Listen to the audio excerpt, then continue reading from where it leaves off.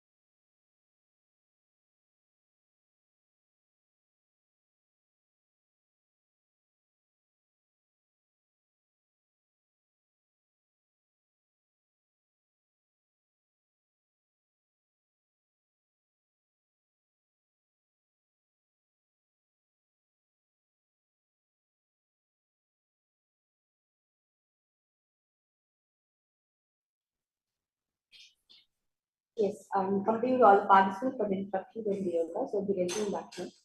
So now, because all participants now, make your right hand shape of a cow to the Gokarna Mudra, and take with Uddhani water to the Panchapatra.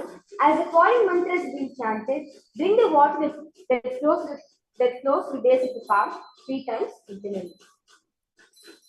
Om Ardattvam Shodayami Svadha. Om Vidyadattvam Shodayami Svadha.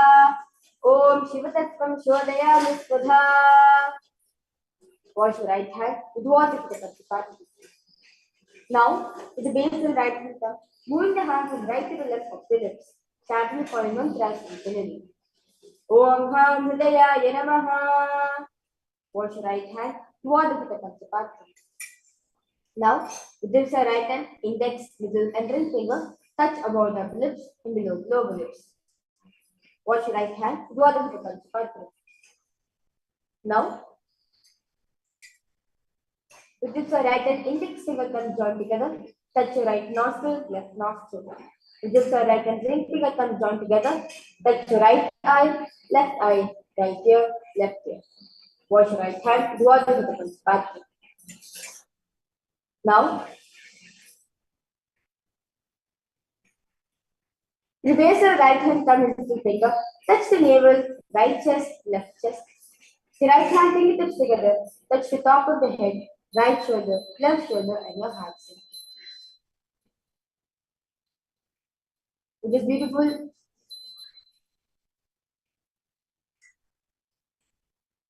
Which is beautiful Tattva purification. Let us now move ahead to the Sankalpa. And let us all participants now close your right palm over the left palm. Keep both the hands to the right and Sankalpa Mudra. And any intention you want to manifest, visualize it manifesting for you. Out of your consciousness, visualize this actually manifesting as the Sankalpa Mantra is being chanted. संकल्प ममोपात समस्त दुरित क्षय द्वारा भगवत् श्री नित्यानंद परम शिव प्रीत्यर्थम श्री नित्यानंदेश्वरी परम शिव शक्ति समेत श्री नित्यानंदेश्वर परम शिव प्रीत्यर्थम च शिवे शोभने मुहूर्ते अद्य ब्रह्मणः द्वितीय पराते श्री श्वेतवराह कल्पे वैवस्वतमन्वन्तरे अष्टाविंशतितमे नित्ययुगे प्रथमे पादे जम्बूद्वीपे भारतवर्षे भरतखण्डे मेरोः दक्षिणे पार्श्वे शखाब्दे अस्मिन् वर्तमाने व्यवहारिके व्यवहारीणां षष्ट्याः संवत्सराणां मध्ये शोभकृतनाम संवत्सरे उत्तरायणे श्रीलक्ष्मी वेङ्कटेश्वर ऋतौ मघामासे कृष्णपक्षे पञ्चम्यां शुभतिथौ गुरुवासरयुक्तायां शुभनक्षत्र शुभयोग शुभकरण एवं गुणविशेषण विशिष्टायाम् अस्यां शुभतिथौ श्री कैलासोन्नत द्वादशान्त श्यामला पीठारूढ़ श्री मीनाक्षी सुंदरेश्वर वृत्तस्वरूप परश्वपुत्र रत्न कुमार गुरुमंडल्यावतार श्री पार्वती स्तन्यपान लब्ध नित्य ज्ञान विस्मिता सकल निगमागम सारभूत द्राविड वेद प्रवक्त्रे श्रीमत्परम शिव करुणा समरिकत मुक्तामय सुतरश्रया नितीयमान छत्रचामर श्रीचंदका समस्त विरदावल्यलंकृत ज्ञान विज्ञान चक्रवर्ती सर्वजन संग सद्यो निर्वाण दीक्षा व्यापवर्ग वर्ष विश्वानजीमूत परमतकलभ केसरी शैव सिद्धांत स्थापनाचार्य श्री राजाधिराज पांड्य महाराज गुरु सबल शास्त्रादि महानकार निवारण ज्ञान भानु वीक्षणा निर्हारत गजोच्छेदन पूर्वक श्रीमद् विषवद्वज स्थापक शैव समय कर्त्रे सर्वज्ञ पीठारूढ़ श्री जगद्गुरु श्री ज्ञान संबंध देशिक स्वामी वागीश सुंदर माणिक्य वाचक स्वामिनाम अवतार भूत श्री ज्ञान संबंध स्वामी पुनरुत्थित श्यामला पीठ सर्वज्ञ पीठ त्रिवर्गोत्तर कृष्ण गुरु महासंविधान अर्णगिरि योगीश्वर परंपरागत अरुणाचल सर्वज्ञ पीठ गुरु महासंविधान कैलास परंपरागत कांची कैलास सर्वज्ञ पीठ तयस्म शुभोत्तर कृष्ण गुरु महासंविधान नित्योत्सव नित्य मंगल नित्य कल्याण नित्य रचित कैलास परंपरागत आदि कैलास नित्यानंद पीठ महासंस्थान महासिंहासन पीठ पत्र साक्षात् श्री परमेश्वर समुद्भूत कैलास परंपरागत वैवस्वतमनिक्ष्वाक हरिश्चंद्र भगीरथ श्रीरामचंद्र सूरसेन इत्यादि नवचिन्ह सार्वभौम चक्रवर्ती परंपरागत चतुष्षष्टि योगिनी मंदिर चतुष्षष्टि संप्रदाय प्रवर्तक वैधर्म शासन सूर्यवंश प्राप्त सर्वज्ञ पीठ सुरांग साम्राज्य मोघाभिषिक्त चूड़ामणे साक्षात् श्री परम शिव समुद्भूत कपिल महागुरु पुनरुत्थित महानिर्वाण पीठ अष्टोत्तर सहस्र श्री महामंडलेश्वर साक्षात् श्री परम शिव समुद्भूत श्री महागणपति समारंभ नवचिन्ह पीठाधीश्वर गुरु परंपरा प्राप्त अतल पीठ अष्टोत्तर सहस्र श्री अतल पीठाधीश्वर धर्म मुक्ति स्वर्ग परस्वर्ण पीठस्य त्रयोविंश गुरु महासंविधान कैलास परंपरागत आदि पीठ सर्वज्ञ पीठ जगद्गुरु श्री कैलास पुनरुद्धारक श्री कैलास परमाचार्य श्रीमत्परमहंस परिव्राजकाचार्य वर्य सच्चिदानंद प्रणव स्वरूप श्रोत्रिय ब्रह्मनिष्ठा श्रीमज्जगद्गुरु श्री भगवत् श्री नित्यानंद परम शिव श्री ज्ञान संबंध देशिक परमाचार्य स्वामिनां प्रीत्यर्थम तेषां पादारविन्दयोः भक्ति सिद्ध्यर्थं गुरुकृपा कटाक्ष सिद्ध्यर्थं क्षेमस्थैर्यवीर्य आयुरारोग्य ऐश्वर्याणाम् अभिवृद्ध्यर्थं धर्मार्थ काम मोक्ष चतुर्विध फलपुरुषार्थ सिद्ध्यर्थं समस्त दुरितोपशान्त्यर्थं समस्त मंगलावाप्यर्थं भगवत् श्री नित्यानंद परमशिव कृपा कटाक्षेण पूर्ण आरोग्य युक्त गात्र यौगिक शरीर सिद्ध्यर्थम परम शिव शक्ति आविष्करणार्थम सकुटुम्भस्य ज्ञानवैराग्य जीवन मुक्ति प्राप्त्यर्थम नित्यानंद योगाभ्यासं करिष्ये. So wash your right hand. Dvajapatamanti patra. Om apurpaspishya.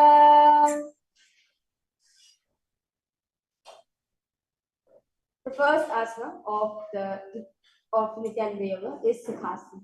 Now sit in comfortable cross-legged position with your head taken spine straight line. Bring the index and thumb together in the Bindu Mudra and place on top of respective knees. Engage in all three bandhas.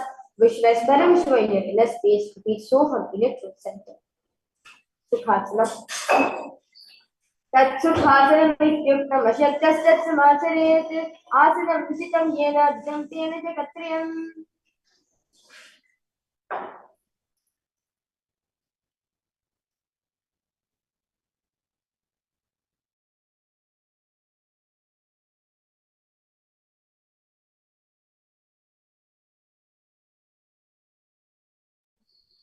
Next asana is Paramashivoham.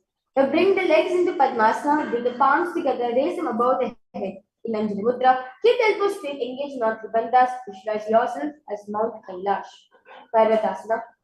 अदवक्षे Mahadev पर्वतासर मंगलम यत्कृत्वा रूपी स्यात् सच्चक्रादिविलोपनम.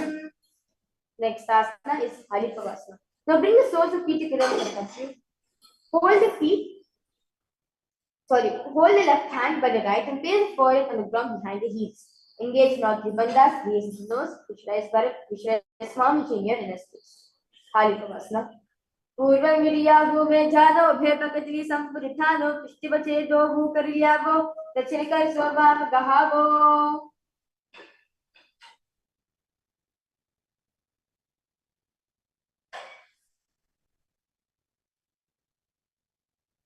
Next asana is Nagipavasana. Remain in the same position. Stretch the palms out, making a hollow and place them on the ground in in Shamir Mudra, as you visualize yourself as snake here in a space. Nagipavasana. पूरब प्रियागामी चौहुई कपूरी पन्यासे लगाही हाथ आगामी खंसी लगावे कसर चौहा की अंजुड़ी करे. Next asana is Kailasa. You hold the big toes with index and middle fingers. Stretch the legs out straight upwards and cross them into Padmasana. Lean forward and down onto your elbows. Engage in all the bandhas. Visualize yourself as a bird. Kailasa. अता यदात्रं वक्ष्ये येन सिद्धो भवेदरः अकस्मात् वायुसञ्चारं कोकिलाख्यासनेन च.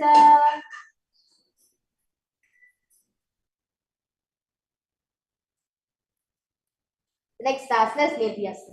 Now place one ankle on top of the opposite knee and holding the opposite elbows. Engage in all three bandhas. Start to move your hand in a clockwise direction, and as you visualize yourself as Swamiji here in your space. Nithyananda. Godabama Padgyashimahi Soya Dichan Kovario Tapri Kulapasmoya Bama Padko Manlo Bhuro Kulpatjana Tapri Goda Skiyantibar Lithana. Next asana Gajasana. Now place the hands onto the ground, lifting the hips up high in the air. Lower the head in the chest, scooping the body forward and down again and again. Visualize an elephant in your inner space. Gajasana. Nubjampadaagri bhuma kritva lambhivoye mastakaagre dhaya hitamba modamandamaya nabi laksha bhuma nasika maniya. Next asana is Vrikshasana. Now keep the hands pressed into the ground with the hips up. Remain in the same position. Alternate pressing the heel of one foot into the ground while lifting the other heel up, repeating this again and again as you visualize yourself as a bird. Vrikshasana. Ekaikam paramatam chakijasam kurya rikshasanam bhavati.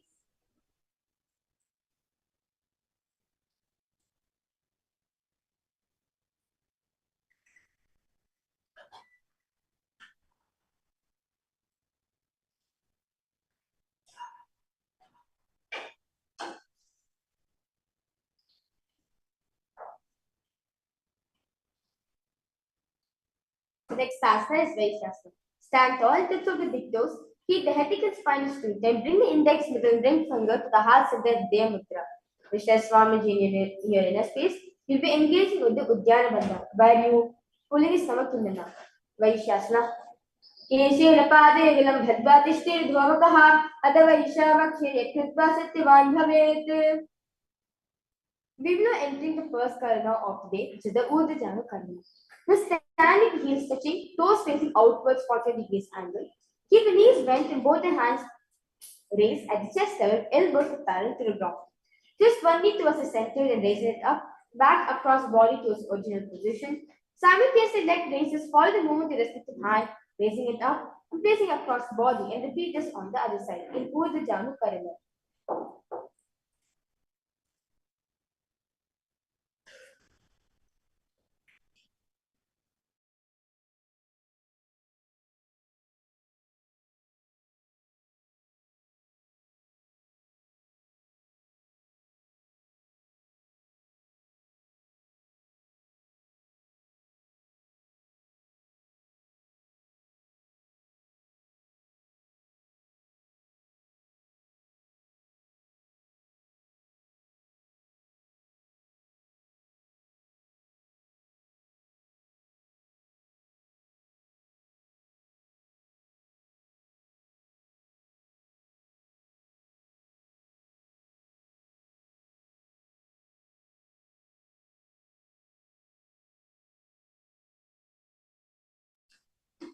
The next asana is Balingasana.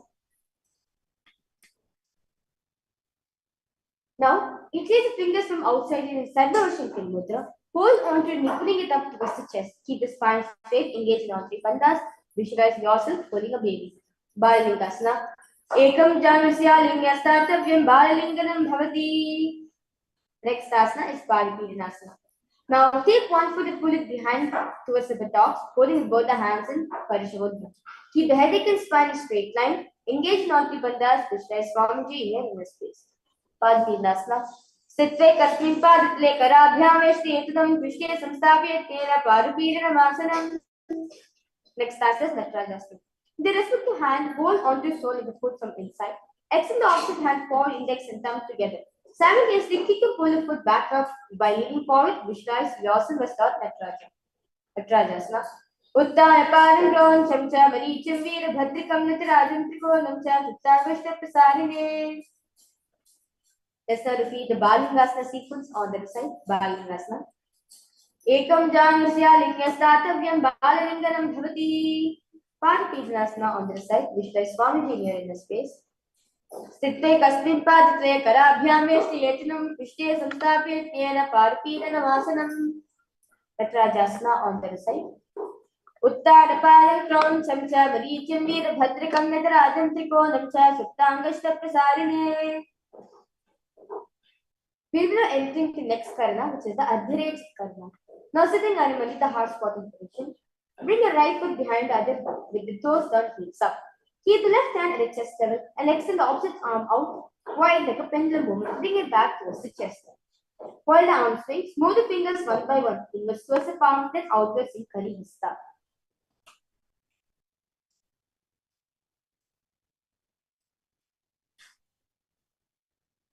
Now, place right hand on top of your nose, uncross your ankles and repeat this on the other side.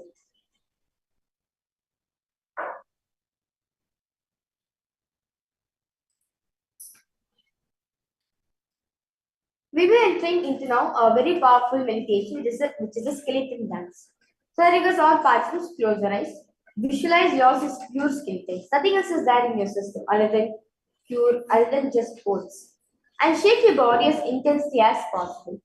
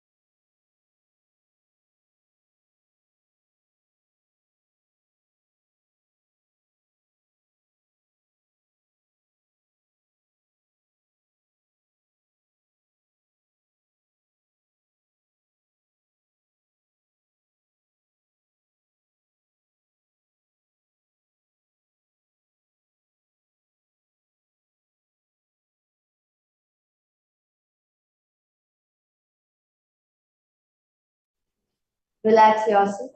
Now walk front and back in your mat.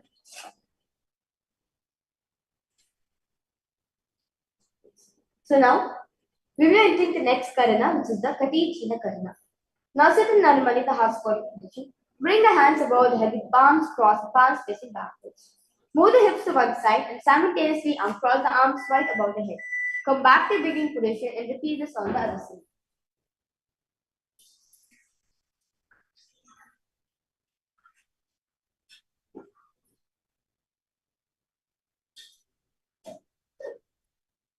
Next asana is Tadasana. Now stand tall, tips to the toes, raise the hands up above the head beside the ears in Shabda. Engage in all three bandhas, visualize yourself as a palm tree. Repeat Shivoham in your throat center. Tadasana. Mahamudra Bhatta Kauna Tadasana Bhidikana Tansta Korea Rentarpatni Priya. Next asana is Uttanasana. Now from standing position, lean forward and down. Bring the hands flat on the ground. Engage in all three bandhas. Bring the forehead towards the knees. Visualize Swamiji in your inner space. Uttanasana. Mahamudra Bhatta Kauna Tadasana Bhidikana Tansta Korea Rentarpatni Priya. Next asana is Sarikshasana. Now keep the hands flat on the ground, shoulders width apart. Step the feet back, keeping the toes on the ground. Tuck the chin to the chest in Chandra Bandha and rotate the head from side to the side. Sarikshasana. Gajadravasthitramastikam varam varam Datya Kuksham Sarvakuchim Naye Tarikshvasanam Bhavati. The next asana is Bhujangasana. The lower entire body down onto the stomach. Keep the toes pointed backwards.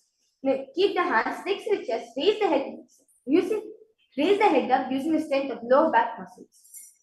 Now open the mouth wide, inhale through the hole of the throat and exhale through the nose in Bhujangani Mudra as you visualize yourself as a cobra. Bhujangasana.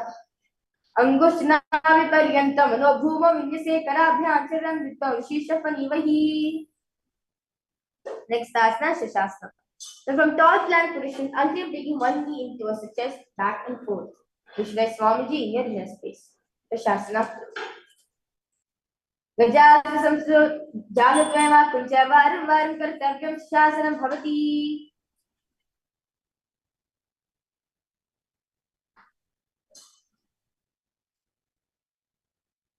The next asana is Vrithasana. Now remain same position. Place one foot in between the two hands. Simultaneously jump one foot back, bring the other in between two hands, alternating this again and again as you visualize yourself as a chariot. Vrithasana.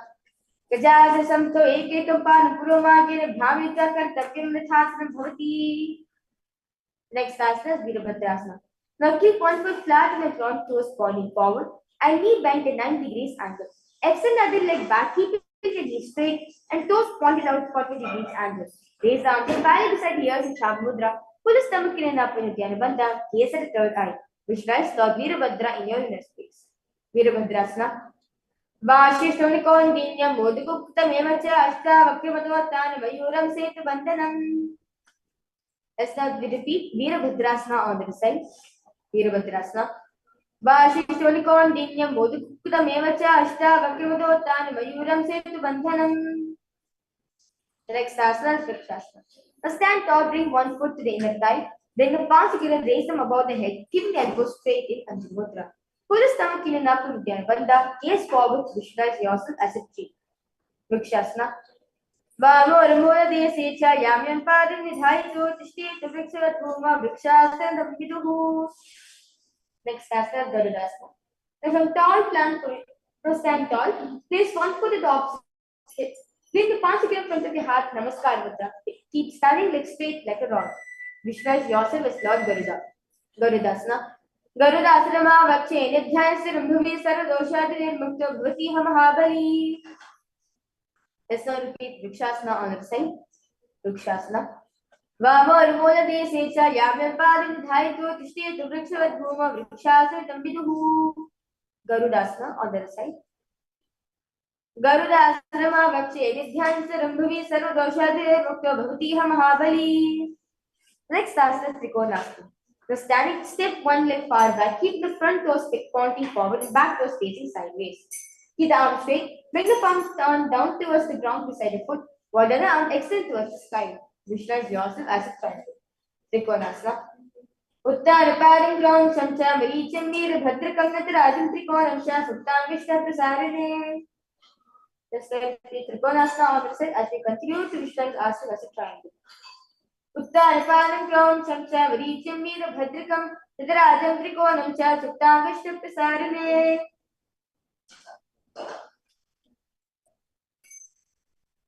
We will enter into next Karana, which is the Nikoteka Karana. Now, sitting in Narvandhi position, bring the palms in front of your heart and palms facing each other. Now, raise one foot towards his toes and simultaneously switch between the other toes, other leg toes up, and while other leg goes on the top. Simultaneously, as leg movement being done, switch the place of the palm. One goes up and another goes down in Nikoteka Karana.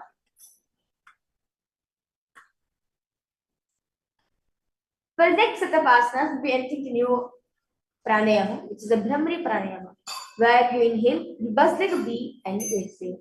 We'll be entering the new japa, which is Sadashivoham. The next asana is Angushtasana. Now, you lower on the tips of the toes, face firm on back of the heels. Keep the knees together, pass in front of your heart in Namaskar Mudra. Vishwas Swamiji in your inner space. Angushtasana. Kabanda asamityahu gorakshasana mevacha angushtamushikam yeyam brahma prasaritam tata. Next asana is Saurasana.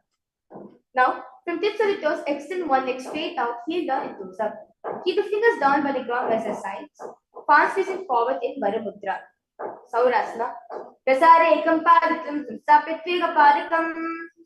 Next asana is Vidyanasana. Now with the respective hand, reach forward and hold the toes with index and middle fingers in Prana Mudra. Keep the opposite hand on back of the heel. Vidyanasana. Vilpasra parvekam prasare tattva datam shadakrena gulpam chari dharit karena dhunam pitham chavase chobayatra. Let's repeat Saurasana on the side. Saurasana. Prasare ekam paditam samstapyatviga padikam. Vidyanasana on the side. Vilpasra parvekam prasare tattva datam shadakrena gulpam chari dharit karena dhunam pitham chavase chobayatra. Next after Brahmajalam Kushasana. To keep toes on the ground gracefully on top of the raised heels. Keep the gap between the legs. Back of the hands resting on the sides in Shambhu Mudra. Now tilt the head down, gaze through the gap between the palms. Brahmajalam Kushasana. Dopanapani hoi vese, idogida nivese, korapakitariyanti mahila, aishimahila, shevili. Next asana is Kapilasana. The place knees on the ground with toes tucked behind, sitting pretty on down the heels. Place the hands on top of the thighs in Shambhu Mudra. Pull the stomach in up in the Dhyarabandha, gaze. At the nose, visualize Kapilavahamani in your inner space. Kapilasana. Bhe Pagatale Samati Herave, Tinako Malikor, Milave, Panapan, going vese, Edi Dovani Nivese. Next asana, Bhadrakorakasana. The remaining same portion, gaze 60 gaze at the third eye, release the Dhyarabandha, engage the Mulabandha, where is sucking the period in. Bhadrakorakasana. Dogu Pagatri Sambudikari, Korva, Lidu, Pradare, Korva, Yirake, Ese, Tapi, Mulat, Hardi, Ipese. Next asana, Suryasana. Now, sit with toes tucked perineum place, top of the raised heels, knees off from the ground. Bring the thumbs and little fingers together, opening up the palms in Padma Mudra. Raise the arms straight above the head, gaze to the hole between the palms. Visualize Lord Surya in your inner space. Suryasana. एरी दो गिराते यानी पना पानी भेड़ कुलतानी गोला चक other कर रहे आगे भाग सीधी का है. Next asana is Mandukasana. Now switch toes flat feeling on the heels. Keep the hands on top of knees in Shambhu Mudra. Lift the tongue up against roof of the mouth in Mandiki Mudra. Catch naked immortality, which is dripping from the Sahasrara chakra with your frog stomach, as you visualize yourself as a frog. Mandukasana. Padadlo Pishtaresha, Vishtate Santushet, John in Pankuraskritya, Sari and Mandukasanam. The next asana is Uttan Mandukasana. Now remain safe, we should keep the hands in the back, holding the head with the elbows. Continue to engage in Mandika Mudra, visualize yourself as a frog. Uttan Mandukasana. Mandukasana Madhyasam Purpuragam Vimshiraha Etat Dekut Uttan Dekut Uttan Mandukam. Next asana is Sinhasana. Now, cross the ankles to 6 feet. Keep the knees wide open. Fingers spread on top of knees in Shambhu Mudra. Now, open the mouth wide. Stick out the tongue. Exhale forcefully. Raise the tip of the nose. Repeat this several times as you visualize yourself as a lion. Simhasana. Dakshinam Sarvagulpena Dakshini Hatetanam Hasto Janstapya Swangili Chitta Saricha. Next asana, Bhadrasana. Now sit in the heels under the perineum, knees, keep the knees wide open. Cross the hands behind the back, hold the big toes in Pranamudra. Apply the Jangarbha by tucking the chin to the chest, ears and the nose. Bhadrasana. Wilpo, Chivishya, Yadho, Yukrimene Samahindaha, Padam, Vishnokadapyan, Chivtvanchip, Krishdeshitaha. Next asana, Kakabhushandhyasana. Now squat, keep feet flat on the ground, knees wide open. Bring the arms in and around the back, increase the fingers behind and Parishamudra. Gaze at the nose, visualize yourself as a crow. Kakabhushandhyasana. Pritame Vese Kukritaya, Doha Vigam Chani, Tinko Modinaliam Priya, Kristipasi Kakasi Karabe. Next asana is Kanipavasana. The face form on the floor, shoulders width apart. Bring the knees on the back of the arms towards the armpit. Lean chin forward and down, gaze ahead. Kanipavasana. Asra Kogana Ashi Tushta Ho Ye Tuachi Hohi.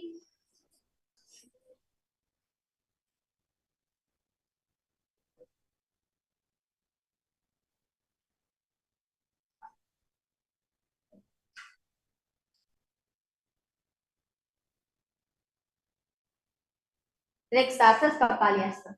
The face, hand on the ground, shoulders width apart. Bring the top of the head on the ground, forming a triangle between your hands and the head.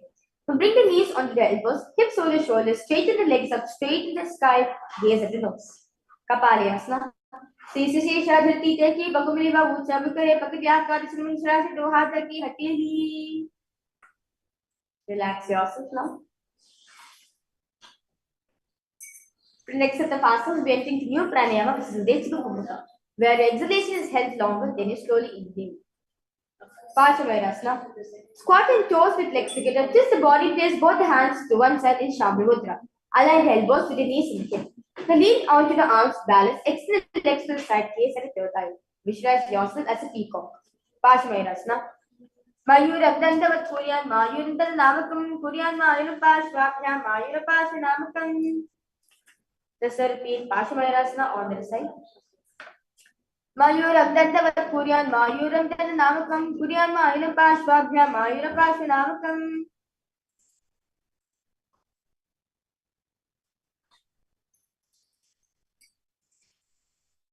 Next asana is Bhairakanasana.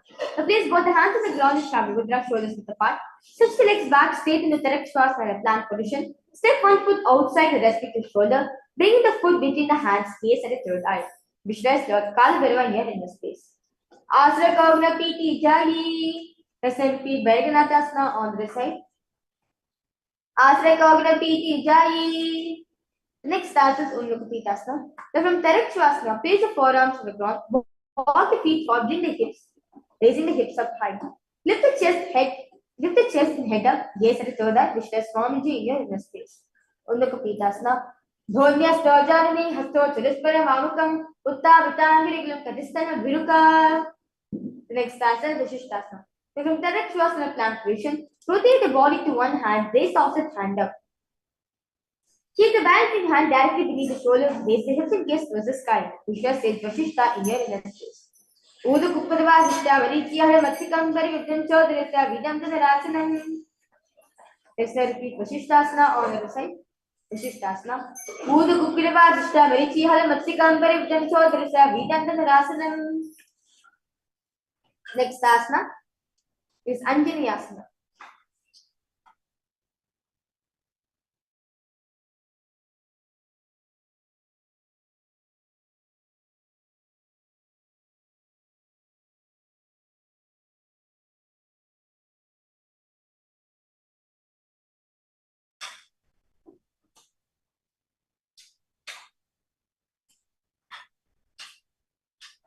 The next asana is Anjani.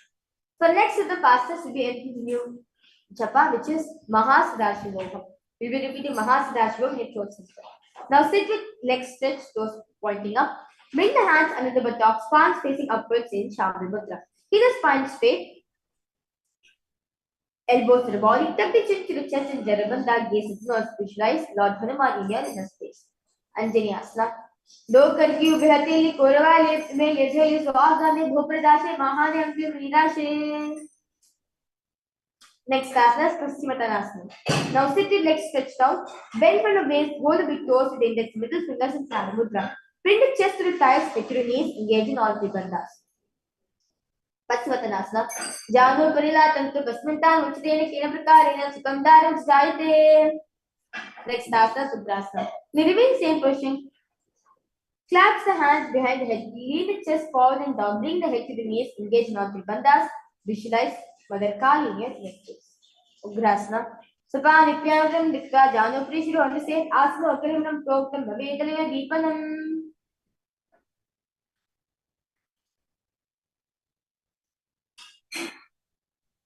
Next asana is Marichyasana. Now, sit with legs extended. Bring one heel to the groin knee raise. Reach the arm in and around the waist. Clap the hands behind the back in Parashimudra. Bring the chest to the thigh, head to the knees. Visualize yourself as sage Marichyasana. Uttan Paring Crown Chamcha Marichan Veera Bhadrakam Natarajan Trikonam Cha Tuttangishta Prasarine.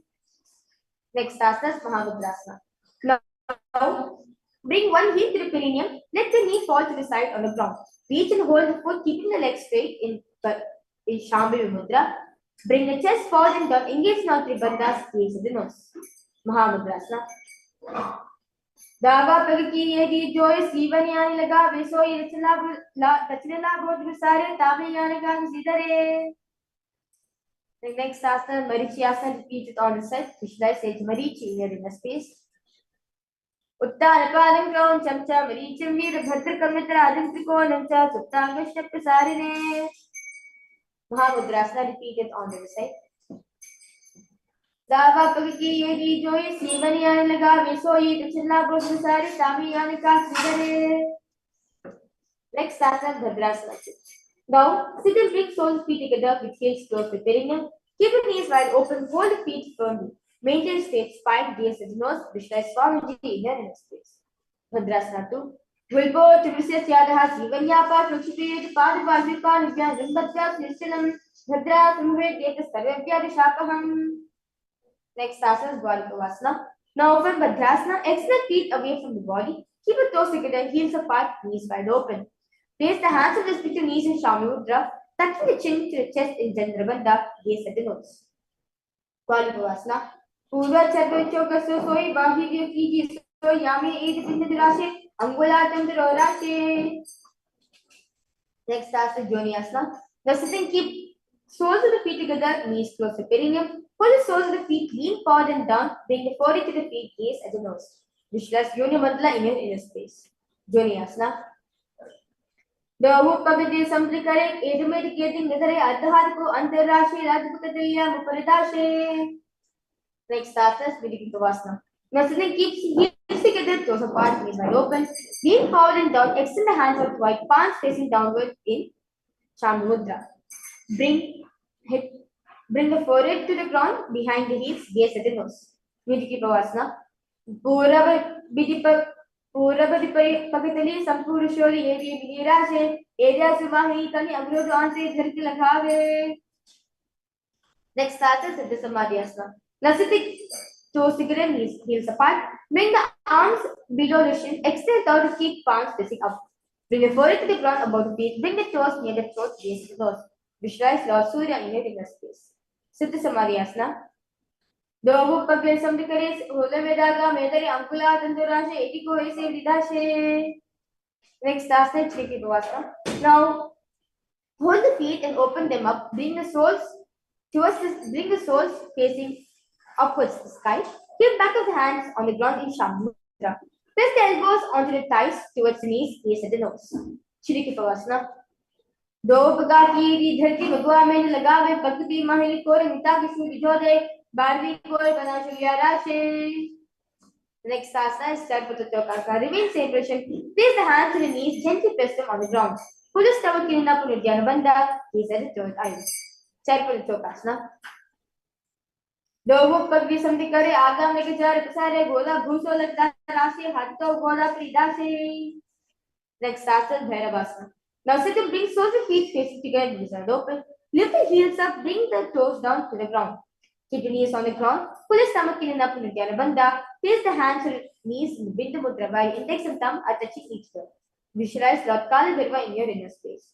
Vilpo Sampiricha, Nyoda Vikrumya, Tamchane, Jana Pahito, Hasta, Dandavate, Bhairavasanam. Next asana, Savadasana. Now sit to one heel at the perineum, lift and hold the other foot, pulling the soles of the foot onto the chest. Gaze at the third eye, hold the breath in the Muladhara chakra, which does Swamiji in your inner space. Samanasana. Samanasana, Vakya Siddha Mantra, Saradat, Ekapal, Viskat, Vishonilinga Vatrake. The next asana is Apanasana. The student place one leg on top of the respective shoulder, raise the other foot upwards and straight. Keep the hands on the ground to the side, gaze at the third eye. Apanasana. केवल अपार में कंचस कर दिए चारों पे इतना है कि बाद में तो गिने इष्टेदन वक्रभो. Next asana, Samanasana, repeat it on the wrist. Samanasana. Samanasana, Vakya Siddha Mantra, Saradat, Ekapal, Vishyolinga Vatrike. Apanasana, repeat it on the other side. केवल अपार में कंचस कर दिए चारों पे इतना है कि बाद में तो गिने इष्टेदन वक्रभो. Next asana is Gomukasana. The next is the sequence painting to your pranayama, the Sitkari pranayama, where you place tip of the tongue against the roof of the teeth, the root of the teeth. Inhale, make the hissing sound, and exhale through the nose. You will be entering new japa, which is over the Kailasa in your throat center. Now, sit and cross one leg over the other, align the knees at the center of the body. With the feet by opposite hips, place both the hands on top of the stacked knees in Shamna Mudra. Gaze at the nose, visualize a face of a cow in your inner space. Gomukasana. Savya Dakshagal Bentu Pushpasi Yoji Yetitik Snebita Sabrum Gomukam Kamnita. The next asana is Anushasana. Now from Gomukasana position, hold the big toes, index and middle fingers in Pran Mudra. Relax the shoulders, pull the stomach in up with Yanabandha, gaze at the nose. Visualize Rishikana Suya in your inner space. Anushasana 1. Dachinango Dani Chotani, Vamta Go Praya, Gora Sandila Bhari, Ada Padidas and Prasari. Next asana is Anushasana 2. Now remain same position. You enter your fingers behind the back, knee point and down, bring the chin over the knees, touch the nose to the ground, gaze the nose. Visualize Rishikana Suya in your inner space. Anushasana 2. Jivana Gola Kisandi, Brada Gola Kisandi, Vila Rashe, Gola Sandia Pukriya, otherwise Sudarashe. Next asana, Gardasana 2. Now sit and ground with one feet press against the perineum. Keep the opposite foot on the ground in front of the other. Keep the spine straight. Sit chest out, hands respect to knees in Shamudra. Gaze at the nose. Visualize Lord Garuda in your inner space. Garudasana. Dava Bhagmori Edi Mahyan Gulpa Mulka Niche De Base Jivani Pakate Dharti Teki Godam Chivorashe. Next asana, Naradasana. Now remain same position. Increase the fingers behind the neck in Parishamudra. Twist to the raise. Twist outside the raised knee, gaze and third eye. Vishnu says Narada in your inner space. Naradasana. पिछली जुबा में पकली के गोपिका एगा वेपेरी गुलासना बनो हे जोई शिपाक दीरा केसोगी. Next asana is Matsapidikasana. Now place one foot on top of the opposite thigh and grab the respective arm around the knee, holding on to opposite shin. Now extend the opposite hand straight to hold on the respective toes with the index and middle fingers in Pranamudra, gaze to the nose. Visualize the Matsya Mahavishnu in your inner space. Matsapidikasana. Vame Ramaman Vishnu Hita Matsapidikam Yoni Vami Sampidya Medar Dakshinam. Let's repeat Gomukasana on the side. Gomukasana. Savya Dakshinakal Bantu Vishvashi Yojedik Sivita Savan Gomukam Kamnita. Anushasana on the other side. Dachinango Dani Chutani Vamta Gyo Prane Golas Sandila Vebari Ada Pumidesa Pikasari. Anushasana 2 on the other side. Jivana Goda Kisandi Vida Goda Kisam Divina Rashe Goda Salia Bakudilia otherwise Sudarashe. Next asana is Garudasana 2. Visualize Lord Garuda in your inner space.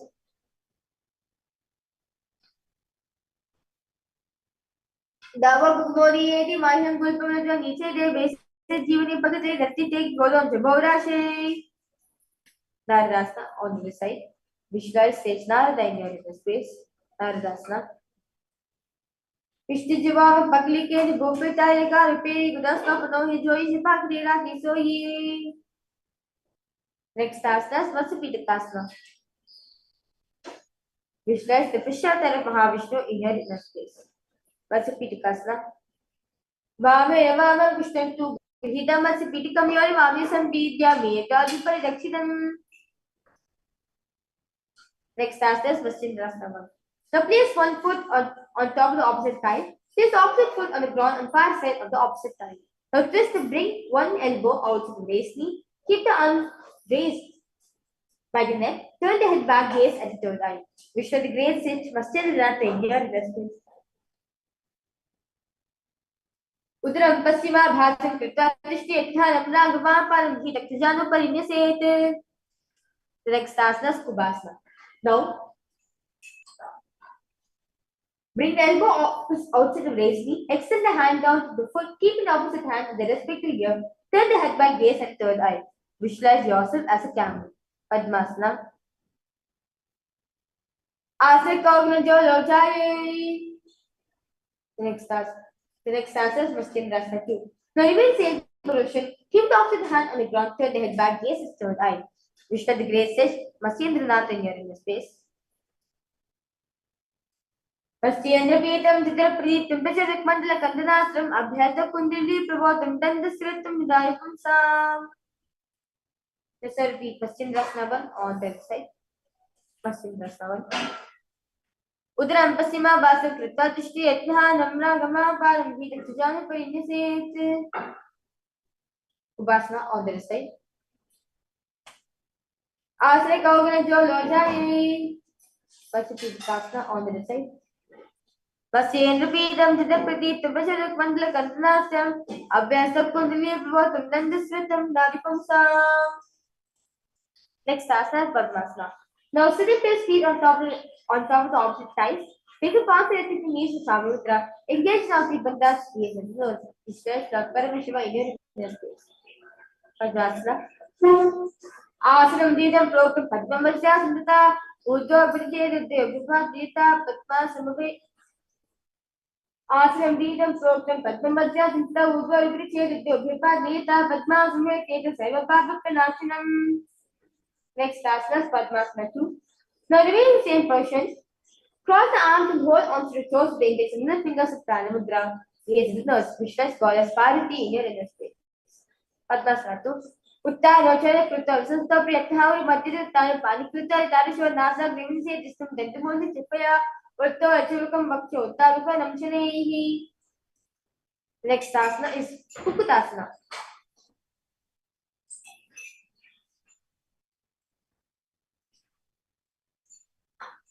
Now, sit in place. Now, sitting in Aramanic position, place the palms on the ground between the thighs and the calf. Sit in Padmasana position. Place palms on the ground between the two thighs. Lift the body up as visualize yourself as a rooster. Kukutasana. Padmasana Sastapya Nanovarim Tekaronish Bhumava Dishti Vyomasa Kukutasana. Next asana is Bhadikeki asana. Now remain in the Padmasana position. Rise up onto your knees. Place the palms on the ground, fingers pointing towards the perineum. Keep the elbows together, press against the navel. Then lean forward, find the balance, extend the knees up from the ground. Bhadikeki asana. The Ravavastabhikratve Yadko Pristabhinami Pashasva Chasana Nusika Shemaya Meta Pravdandipitam. The next asana is Mayurasana. Now remain same position, extend the legs straight as you visualize yourself as a peacock. Mayurasana. Atavakshe Mahadeva Mayurasana Muttubhavnigo Bhumanipatya Storva Purpuropari Dehakam. Now relax yourself now. Makarasana. Lay down on the ground. Lay down on your stomach with feet pointing outwards and forehead on the mat. Incline the fingers behind the neck and hold in Parismudra. Visualize yourself as a crocodile. Makarasana. Adyashete Hridam Nidaya Bhumochipadachi Prasaramano. Shirsritva Kritam Jipaleha Vikaram Makarasanam Tatu. Next asana, Shalabhasana. Lay down on the stomach, place the hands on the ground beside the chest. Raise the legs up, bring the thighs off from the ground as you visualize yourself as a locust. Shalabhasana. Adyashete Kirabhava Trigunastapik Roslabhya Padochone Sritastito Devantapitam Shalabhavanindra. Next asana is Ushtasana. Lay down the stomach, bring the hands to your feet. Pull the feet down towards the ground outside of the hips. Visualize yourself as a camel. Ushtasana. Adyashete Parikavashtam Vishnendayam Karabhyam Apuche Savidrasika Ramustanjipitam Yogino Vadanti. Next as a Dhanursasana. Now, lay on the stomach, bring the hands to the feet. Kick the leg and back up and simultaneously pull the feet towards the sky. Lift the chest up from the ground, raise the head up, gaze at the third eye. Visualize yourself as Lord Paramashiva's pool. Dhanurasana. Kasarpada Bindu Pakoros appreciate Parekun Pradana Sulita Nigat Yogi Dhanurasanam Pite. Next asana is Bhagasana. Sit on knees. Sit on both the knees with the head and spine straight and place palms down on top of the knees in Shanti Mudra. Gaze at the third eye, visualize Swamiji in your reverse place. For the next set of asanas, we'll be entering New Japa, which is the Mahavakya, Om Nithyananda Paramashivoham. Bhagasana. Ulta Mori Power Vese, Virojikare, Gavese, Pai Manga, Gulpajo, Kilavastila, Visobu. Next asana is Gohyasana.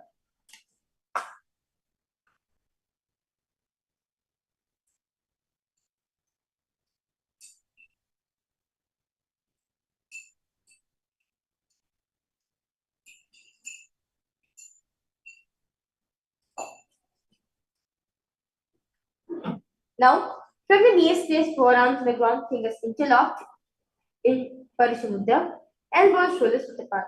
Now place top of the head in the ground, pulling back of the head to the finger with the hands. Walk the toes forward until the hips align with the shoulders. Lift the feet up, keeping the knees bent together against the chest, touching the chin, gaze at the nose. Gohyasana. दो हाथ आके कहो निजोर पुनः कला जा निजोर विश्रांगिरी की पुनः जाना ये सब विभू परितानो. Next is Sirsasana. Now remain in motion. Extend the feet up straight into the sky as you gaze with those visualize Swamiji in your inner space. Sirsasana. Viparitam mandilam cha videti tamimha dinda sita proktam yukto penshine sarva vishnu bhagastu sashashti pretaste. Next asana is Kodhyasana. So next the sequence will be entering the very interesting pranayama, which is the Bhastika pranayama, where we will be rapidly inhaling and exhaling as we are doing the chaotic breathing. Bhastikasana. Sorry. Kodhyasana. Now, sit with hands behind the calves, stretch the legs up. Bring the forehead to the knees and come to vertical position with legs. Kodhyasana. दो हाथ बार आने गोदावरी का सिताने अंगुष्ठ पिनी लगता धरे छोरे व्याकर शिखरे. Next asana is Parikasana. Now sit and extend legs out up at 40 degrees angle. Bring the hands behind, holding the opposite shoulders. Keep the chest upright, legs straight, point the toes. Hold the breath and gaze at the third eye as you visualize yourself as a maze. Trigasana. Uttana Shayin Krita Parunta Pasarita Movas Vistabya Kandrabhadva Kumkum Krita Dishteti Parikhasan Bhavati. Next asana, Naukasana. Now remain same position. Relax the elbows and palms down on the ground as you visualize yourself as a boat. Gaze at the third eye.